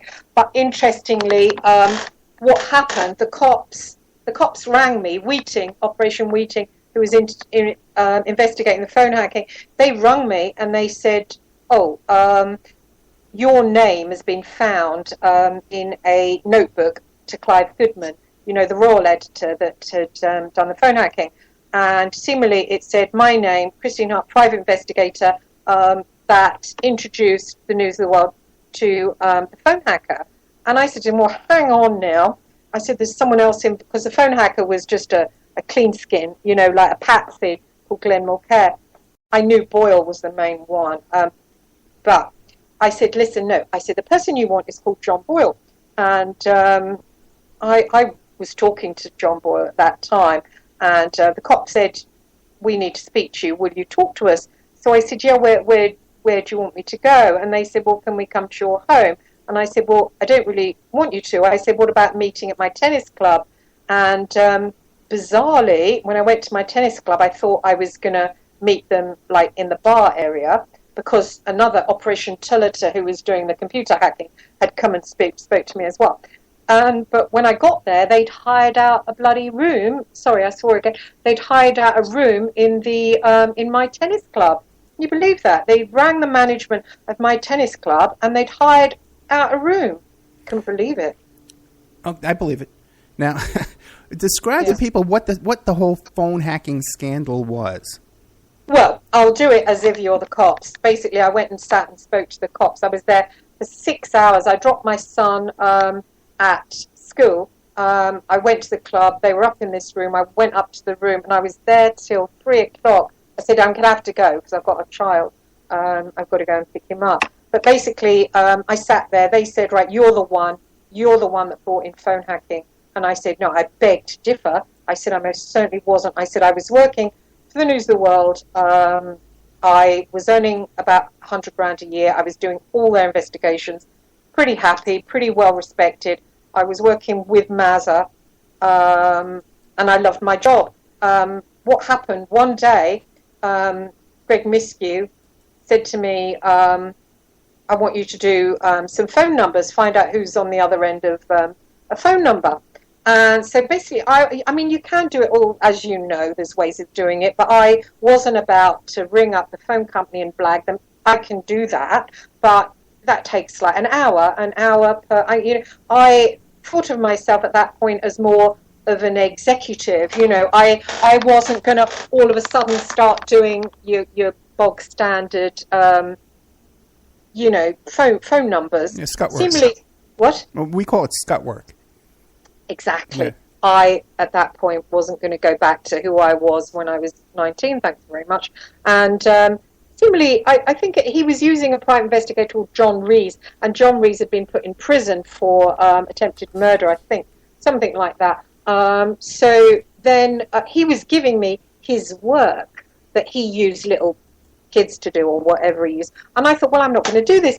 And he started putting all these numbers onto me, and then he shouted at me over something. So we knew each other intimately. He felt as if he could shout at me, and he was coming round my flat all the time during the day as well, and telling me how depressed he was with his wife. And basically, he was kind of leaning the paper.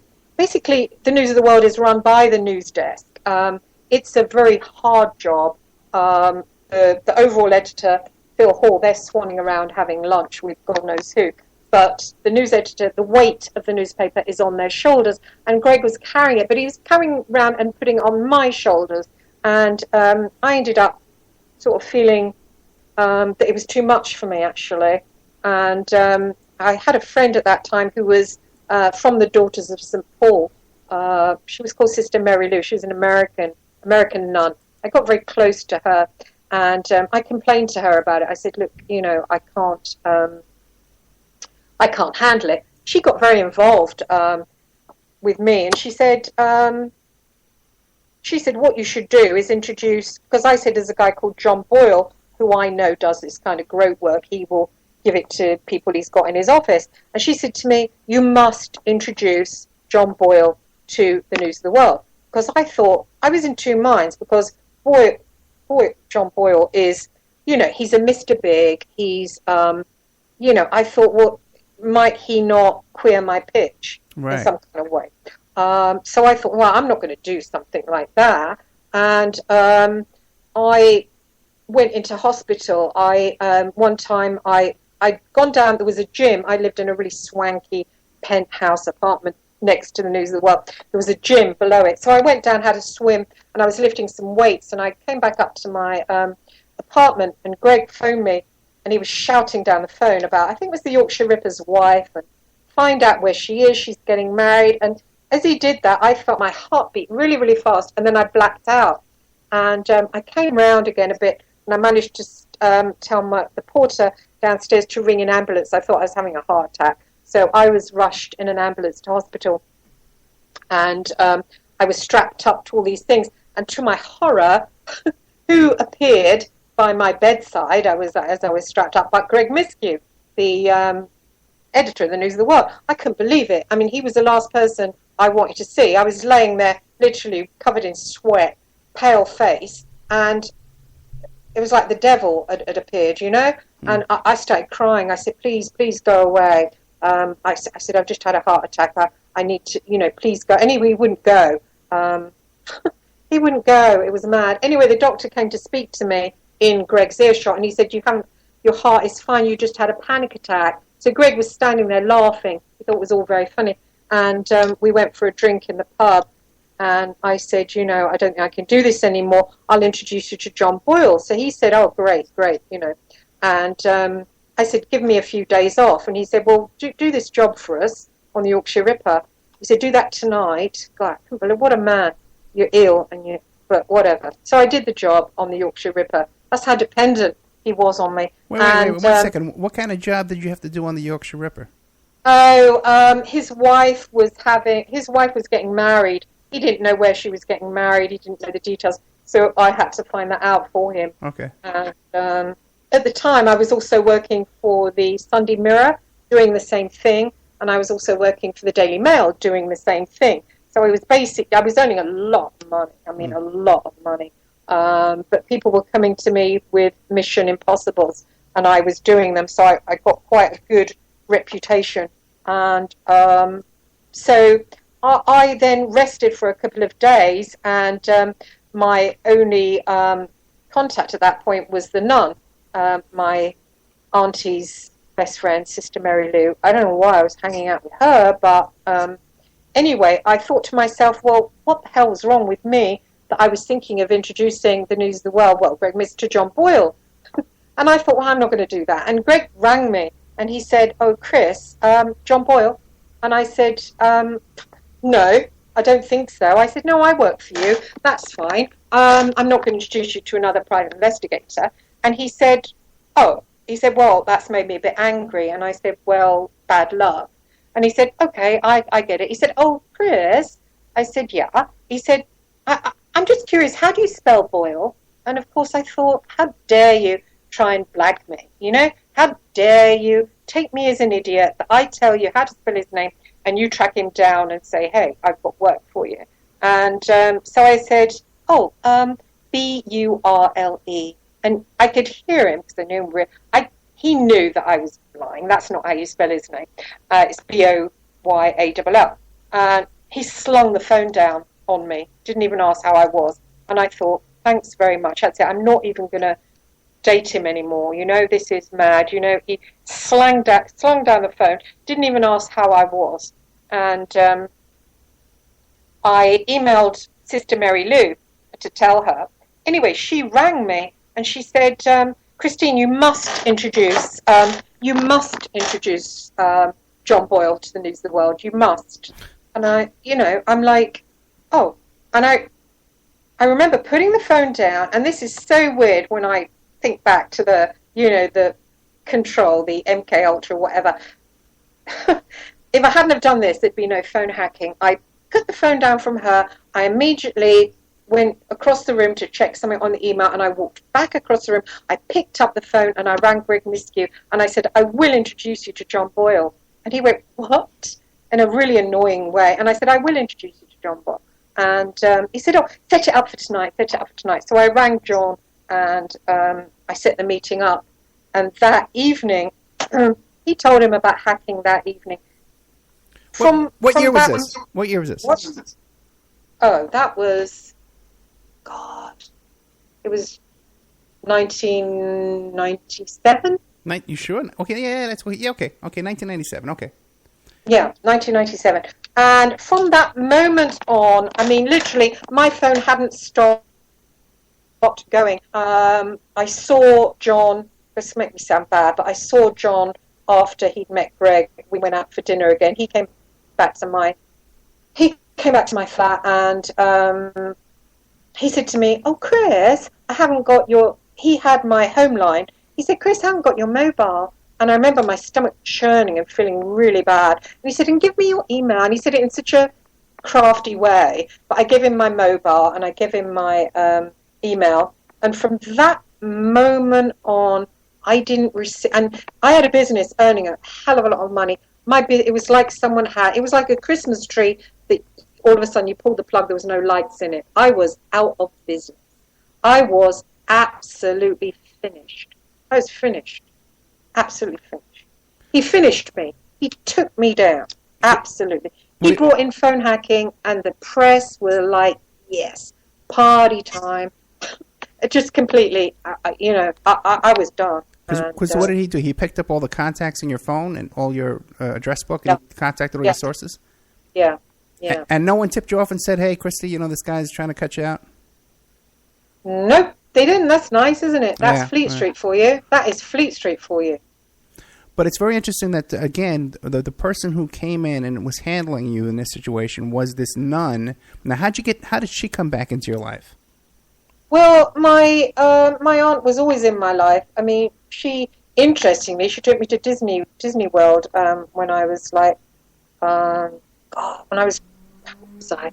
Was back. I think you told me you were 13 last time we talked about this. Yeah, I went out there to try and be a novice nun in Boston. God, how old was I? It was before I went back into care, so I must have been maybe 11 or something like that. And they kept me at the convent. And after I was there, even though my adopted brother came to the convent in Boston, I was kept somewhere separate. And I wasn't kept with the other girls. There was other girls. I was kept separately.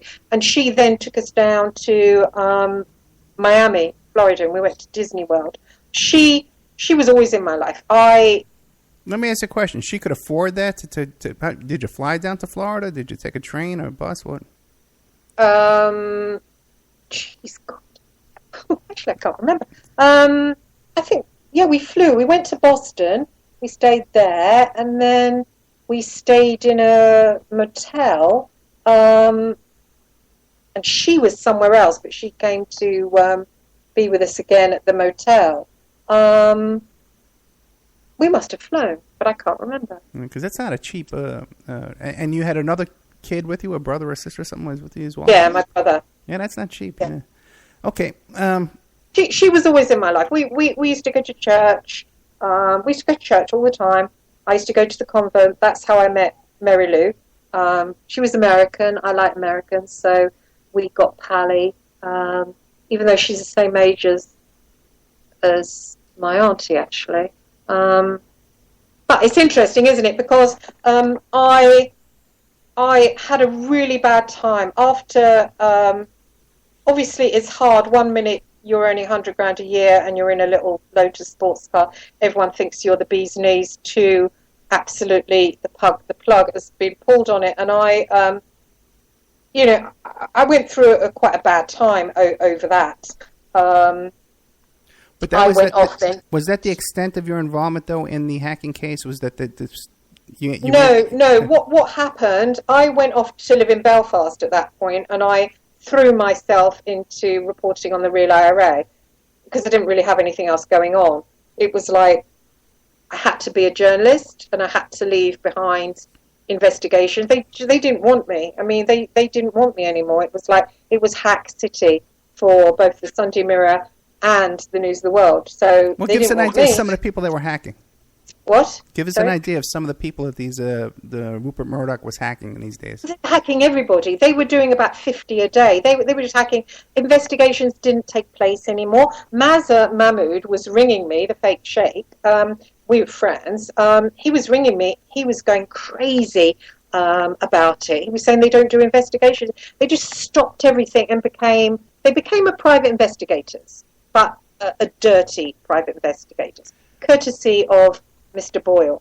Now, what were they able to get in this hacking? Because now the method that I'm aware of is that you would spoof the caller ID number. You could call up somebody's cell phone and access their voicemails and record all their voicemails. Well, what I got told, because when the cops were interviewing me, I was talking to Boyle, and what happened, Boyle was doing it until 2001, and what Greg did, Greg is so sneaky, Greg decided that because Boyle was charging him probably about $1,000 a hack, knowing Boyle a lot anyway, because obviously he's, a big shot. He had brought in 2 guys who he'd trained to do it. Obviously, when you get young guys in, they pay them peanuts, don't they, to do the sort of grope work.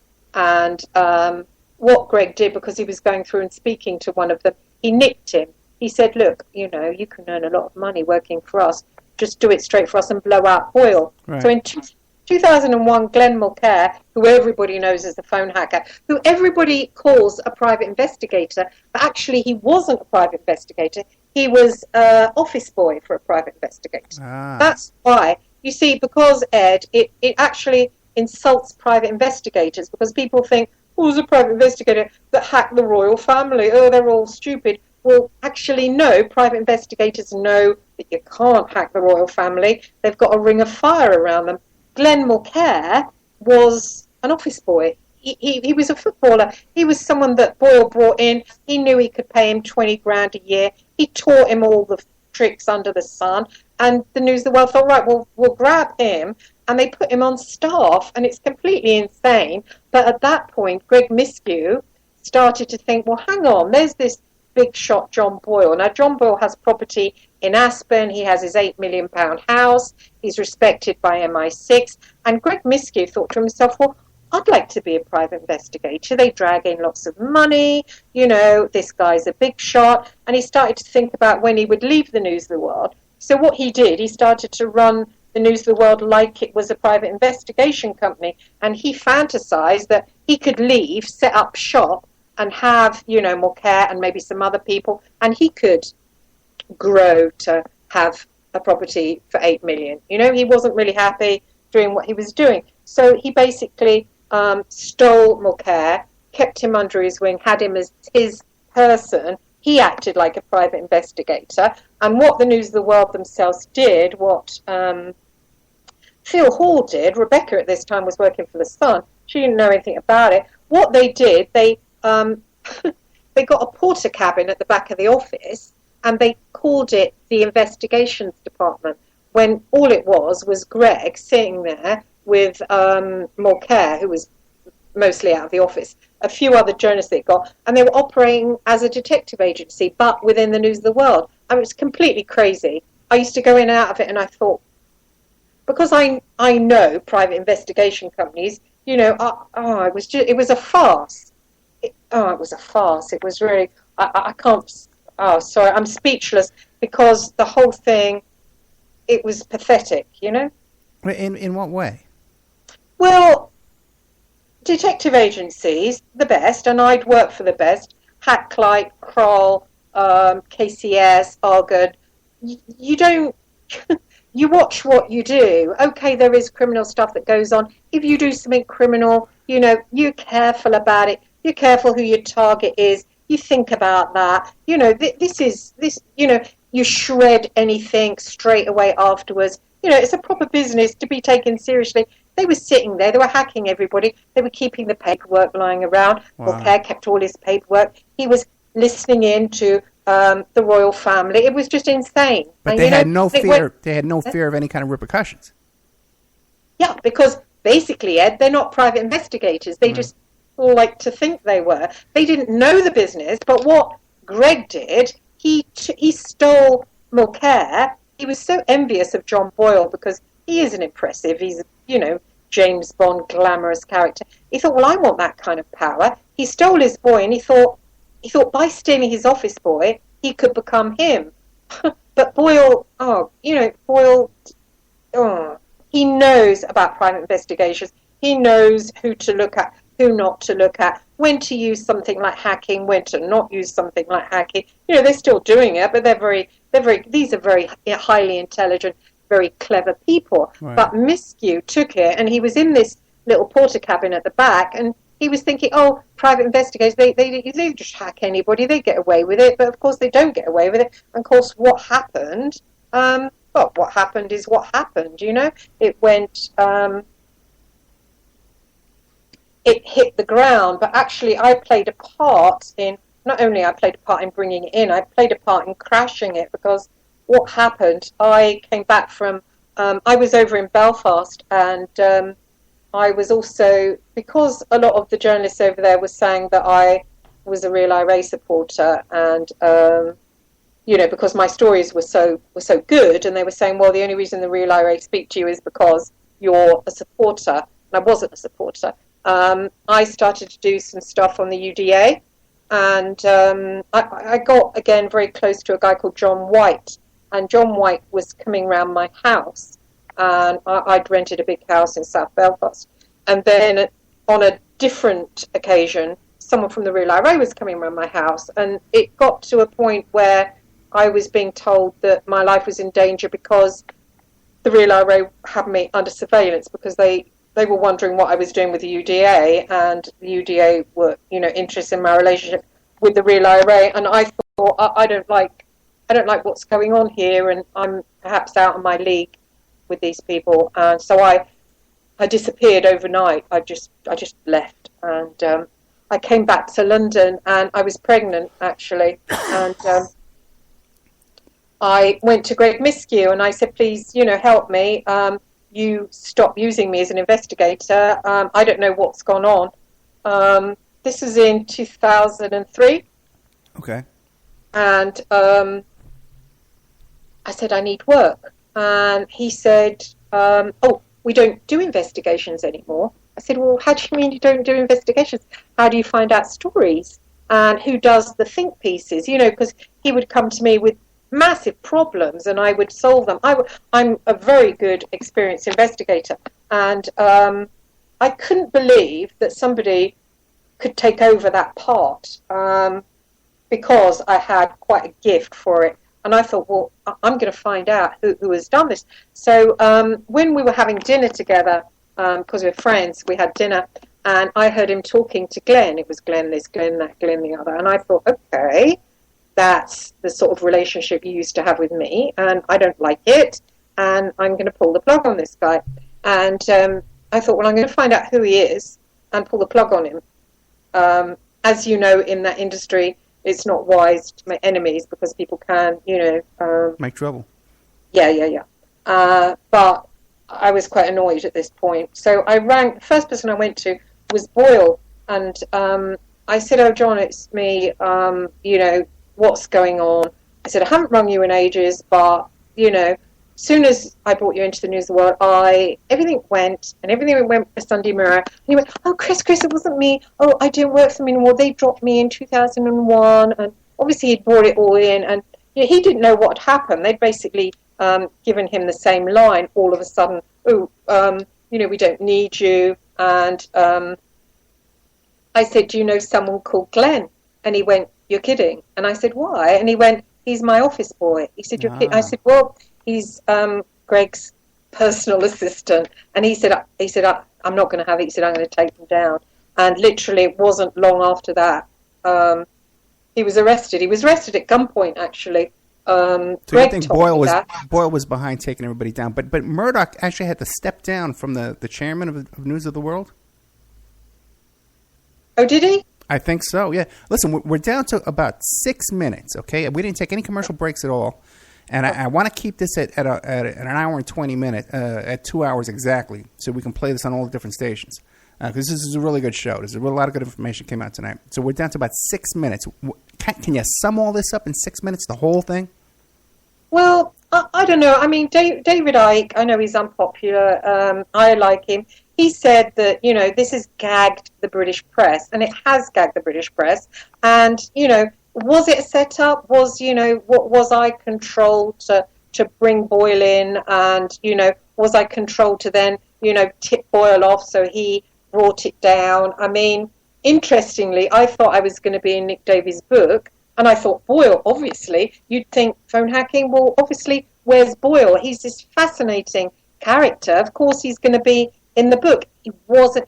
He got a line in the book. He got a line in Nick Davies' book. Wow. So when Clooney does the film for Hollywood, you're just going to get Glenn Mulcaire, private investigator, British private investigator, who was hacking the royals. Now, Ed, as a private investigator, that actually isn't a true portrayal as a private investigator. So we've got a Hollywood movie out there with the important factor left out. The important factor is actually MI6 because they're connected with Boyle. He works for them. Was it orchestrated? Was the fall of the News of the World orchestrated so the state could gag the British press? I think so. Gotcha. Oh boy. Okay. How can people reach you if they want to get a hold of you? Or do you have a website besides these two books? The In for the Kill, A True Story of Hunting Evil, and the other one is Searching for Daddy. Yeah, I don't have a website. I don't really have much conversation with my publisher. I suppose Facebook. I'm on Facebook. Christine Joanna Hart on Facebook. Or yeah. You can always contact me at oppermanreport@gmail.com, and I'll forward a message for you. Yeah, but not the IRA. Okay, you guys. I'm not helping those guys out. I got enough trouble. Uh-huh. Oh my God. Well, this is fascinating information. Okay, and I can kind of see where you're looking back and saying, hey, where have I been handled, and who's moving me along, and who's been manipulating me throughout all these years, especially when you come out of an orphanage. Yeah, well, exactly. I'd never heard of Monarch mind control. When Anna contacted me, I immediately thought, oh, that's insane. But then, over a time and having those experiences with Aquino, etc., I come to think, well, I look back and I think things that didn't make sense. I mean, basically, when you lose $100,000 a year, I had a certain lifestyle. Right. Now, I'm basically poverty-stricken single mother. I had this amazing lifestyle. And, I think back to the moment when I picked up the phone, I'd made a decision not to introduce him. I get that phone call, and I just see myself picking up the phone and saying, even Miss Q was surprised, I mean, what's with that? Someone rings me, and then I do something like that sets things in motion. I mean, I have to live with that, right. And I have to live with, that was my whole career. Just to be clear, though, now in the last 3 minutes or so, your contact with Aquino was some emails back and forth. Now, since we had our last conversation, have there been any more email contact back and forth with Aquino? I don't think so. Okay. There might have been a little bit, but it tailed off. He was boring me a little bit. He was going on about the Egyptian religions, and after a while, talking to him, Yeah, because that is his thing, is the Temple of Set, which is the back to pyramids. He's still into that. Yeah. Well, that's his thing. Yeah. All right. Well, we were here tonight with Christine Joanna Hart, a UK journalist, private investigator involved in the UK wiretapping, the phone hacking scandal, involved with the real IRA. She interviewed these serial killers. First, Ian Brady, which is a fascinating story, has some kind of a occult ritual background with him, and then also to Ken Bianchi, the Hillside Strangler. Christine, I can't thank you enough for coming on. Thanks very much. Nice to meet you. Yeah, we got to have you back to get into some more of this detail. I'd like to talk to you a little bit more about Bob Geldorf and that kind of stuff. Okay, because he seems to have a whole thing going on around him as well. That's very interesting. Yeah. Okay, good night. We thank you all, and we'll see you next week. Thanks, Ed. Bye. Bye.